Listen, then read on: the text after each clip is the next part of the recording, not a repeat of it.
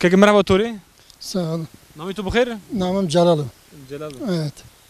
Nami ne deve? Ya Paşa'ya. Güneyli Paşa'nın. Paşa. Nami xu çare genu.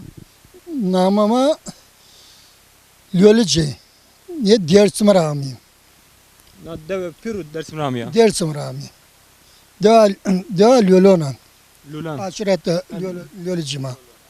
Lölen aşirette. Ma Dersim Rami. Babayma Dersim Rami yeni.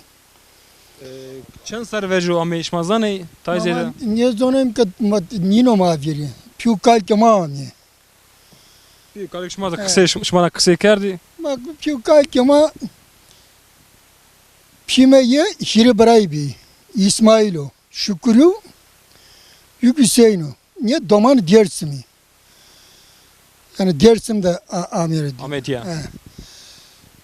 Zühebi ki işte güzel tek damiye sefte yeni de öyle dolaşı ta yerleşmiş beni. Aslında yeni şah kovanı daha değildi. Uca yerleşmiş beni. Ucara ne konite aşirete ay hoç yani çiştene Dane peru. daha bir ye şöyle ucara nayni tipi hani vani ağayım o yeni ta yerleşmiş beni. Ay işte emin benim. Nara işte Güneyli Paşa emin benim. Peydi ki Seni ağa bir ağa bu zulümkar bu yani o hak bu. Sonra ağa zulümkar niye benim? Merhametli bir Ağa maşnasını jo çiniku merhametli. zor. Tecrübe değil şu ağa merhametli bir pürü zulümkar bir. Öyle ağa benim ya kötü. Az an konağı ağa ne? Tabii konak ağa yok. Konağı ağa beliu merdim ko yani kura has kerdu. Ya zaten emin Millet değil. yok ne hesabna. Şimdi zaten kes niye şu emin? Verende avkamı yani ağaydı gereken o. Emin ağayı ki ceza ki ağa danıcı.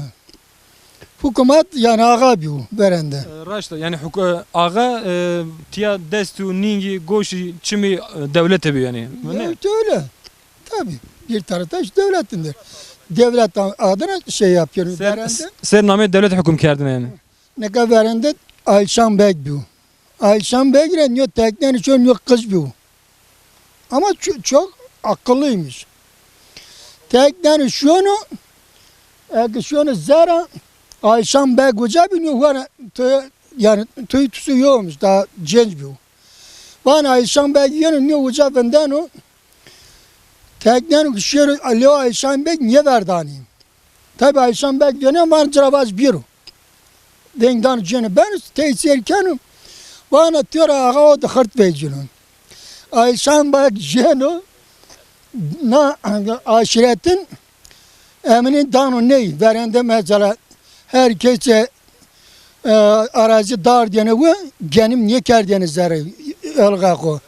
Tek denamen ölçmüş kerdiyene devlet de vergi güretiyene cıramın güretiyene o cüret bir hak dağıtıyor ya da işte şu. Yani ağa bir kere ağa destiliyor. Yani her şey ağa desiyor millet etkere kolayın. Köyle bir ne olacak? Herkes ağa görüyor. O verecek kerdi ki ceza hop yanıyor. Dıma millete sarar ne kerd berzi ver ağa da yani. Ha işte son zaman sakıt ama ağa çişti. Ağa kiştin. Tabii. Ağa zulüm karnı kerdi. Tek Ahmet Efendi'me söyleyeyim. Diğer sımıramayı, koç kiraşet etti işte meamayı. Bonanıma adı çişti.